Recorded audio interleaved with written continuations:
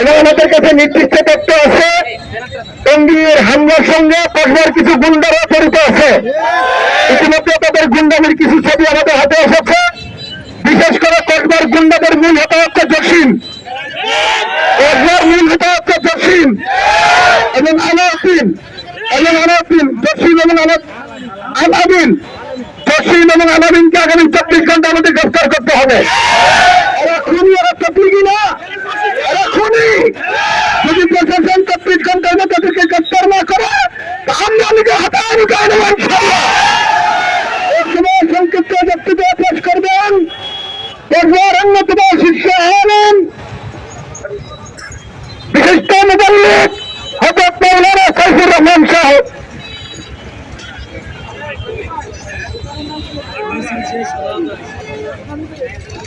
সম্মানিত তৌহিদি জনতা, আপনারা অবগত আছেন বিগত 17 তারিখ টঙ্গীর ময়দানে আমাদের উলামায়ে কেরাম তথা উলামাপন্থী শুরাই নিজামের জোর হয়েছে এবং সরকার শান্তিপূর্ণভাবে ইজতেমা করার জন্য আমাদেরকে মাঠ প্রস্তুত করার জন্য অনুমতি দিয়েছে। কিন্তু তার মোকাবেলায় সাদপন্থী যারা নিজেদেরকে নিজামুদ্দিন পন্থী দাবি করে, এরা এই সন্ত্রাসীরা তারা সরকারের অনুমতি ব্যতি রেখে 17 তারিখ কাকরাইলে তারা জড়ো হইতে থাকে। এক পর্যায়ে তাদের এই জড়ো হওয়া দেখে ছাত্র সমন্বয়ক 2 জন ওনাদের সাথে কথা বলে ওনাদেরকে বলছে আপনারা কোনো উচ্ছৃঙ্খলতা করবেন না, আপনারা একটু ধৈর্য ধরেন, আপনাদের কি দাবি দেওয়া আছে সেটা আমাদের কাছে বলেন।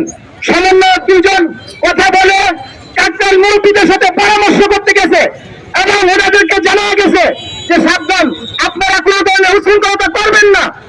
ওই অবস্থাতে কাকরাইল যাওয়ার পরে ওনাদের এই সমন্বয়কদেরকে উপেক্ষা করে রাতের অন্ধকারে 3টা বাজে, সেই সময় সকলে ঘুমন্ত, ওই ঘুমন্ত অবস্থায় এই সন্ত্রাসীগণ দেশীয় অস্ত্রশস্ত্র নিয়ে কাকরাইলের ময়দানে টঙ্গীর ময়দানে ঢুকে পড়ে এবং ন্যায় বিচারে এরকম শত আলেম ওলামা এবং মুবাল্লিগদের উপরে আক্রমণ চালায়।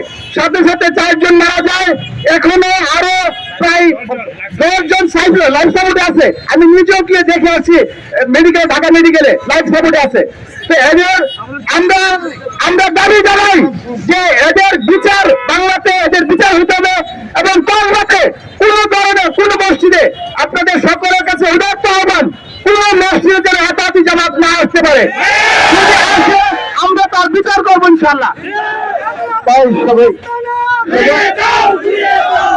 সবাইকে একটু যারা বক্তব্য দিলেন সবাইকে সংক্ষিপ্ত বক্তব্য মূল দাবি জানানোর জন্য আহ্বান জানাচ্ছি। এই মুহূর্তে কথা বলবেন